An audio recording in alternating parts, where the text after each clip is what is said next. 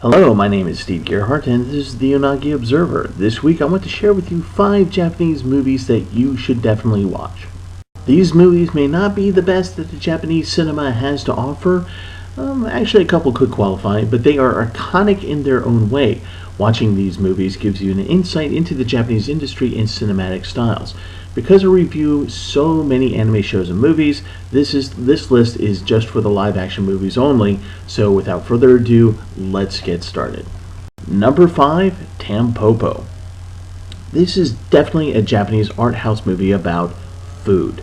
Released in 1983 and directed by Uzo Itami, this film has a number of storylines revolving around food that branch off the main plot, which is how a truck driver teaches a woman who owns a ramen shop how to cook ramen because she actually doesn't know how to make ramen.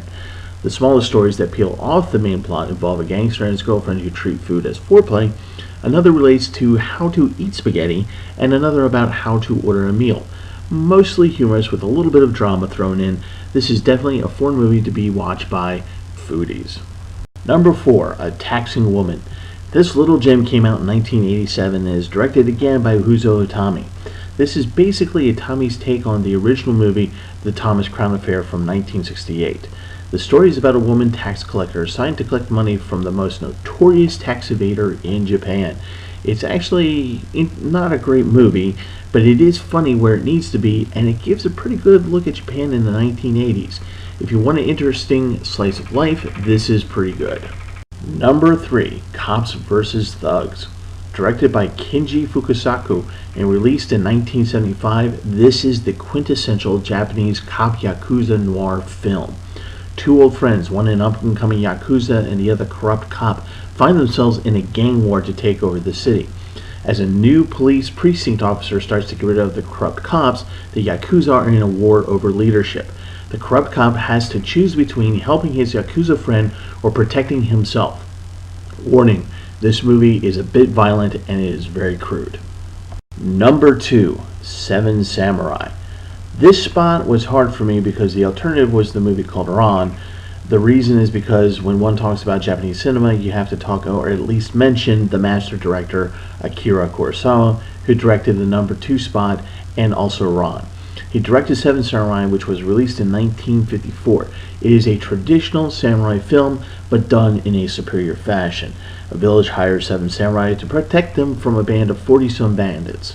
The thing about this movie is that it is a great cinematic masterpiece, so much so that it has influenced many directors since its release and has had a huge impact on the American cowboy movies of the 60s and 70s.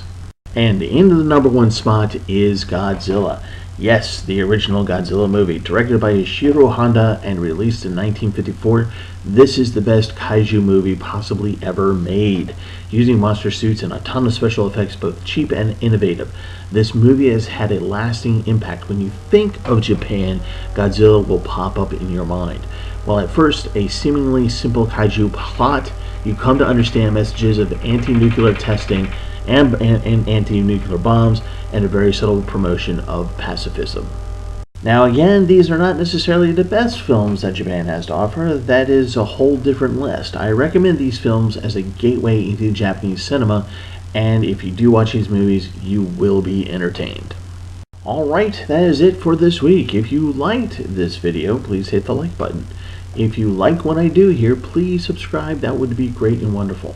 My name is Steve Gerhardt, this is the Unagi Observer, and as always, thank you so much for watching, and I'll see you all next time.